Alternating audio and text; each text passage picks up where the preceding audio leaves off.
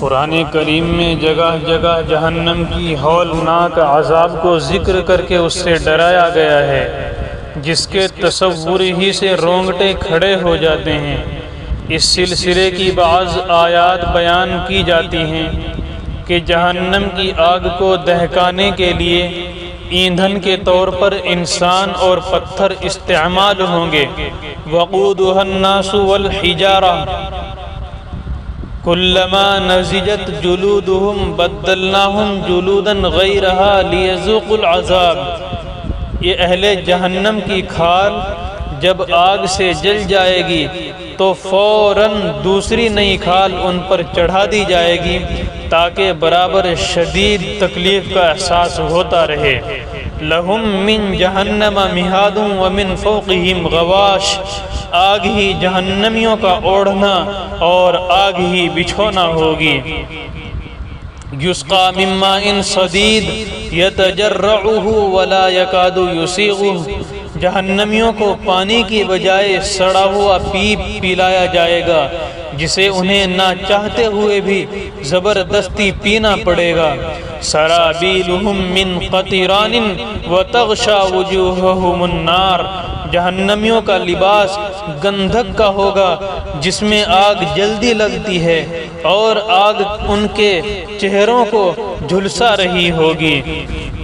فَأَمَّا الَّذِينَ شَقُوا فَفِي النَّارِ لَهُمْ فِيهَا زَفِيرٌ وَشَهِيقٌ، جہنم میں جہنمیوں کی شدت عذاب سے ایسی دہاڑ اور چیخ و پکار ہوگی کہ کان پڑی آواز سنائی نہ دے گی۔ يُصَبُّ مِن فَوْقِ رُؤُوسِهِمُ الْحَمِيمُ يُصْهَرُ بِهِ مَا فِي بُطُونِهِمْ وَالْجُلُودُ وَلَهُمْ مَقَامِعُ مِنْ حَدِيدٍ كُلَّمَا أَرَادُوا أَنْ يَخْرُجُوا مِنْهَا أُعِيدُوا فِيهَا وَذُوقُوا عَذَابَ الْحَرِيقِ، جہنمیوں کے سروں پر نہایت کھولتا ہوا پانی ڈالا جائے گا۔ وہ پانی جب بدن کے اندر پہنچے گا تو پیٹ کی انتڑی اور اوجھڑی سب گلا کر نکال دے گی اور کھال بھی گل پڑے گی اور اوپر سے لوہے کے ہتھوڑوں سے پٹائی ہوتی رہے گی۔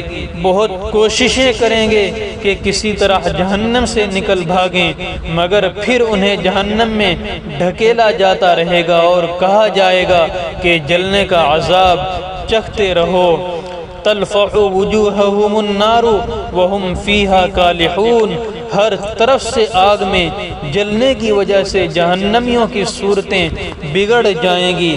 اذالک خیر نزلا ام شجرۃ الزقوم انا جعلناها فتنة للظالمین انها شجرۃ تخرج في اصل الجحیم طلعها كأنه رؤوس الشیاطین فإنهم لآکلون منها فمالئون منها البطون ثم ان لهم علیها لشوبا من حمیم، جہنمیوں کو سینڈھے یعنی زقوم کا درخت کھلایا جائے گا۔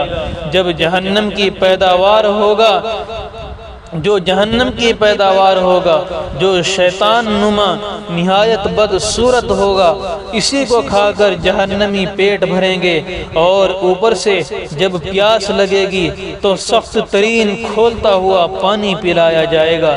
اذ الاغلال فی اعناقہم والسلاسل یسحبون فی الحمیم ثم فی النار یسجرون، جہنمیوں کی گردن میں توق پڑے ہوں گے اور پیروں میں بیڑیاں پڑی ہوں گی اور مجرموں کی طرح انہیں گھسیٹ کر کھولتے پانی میں ڈال دیا جائے گا، پھر آگ میں دھونکایا جائے گا۔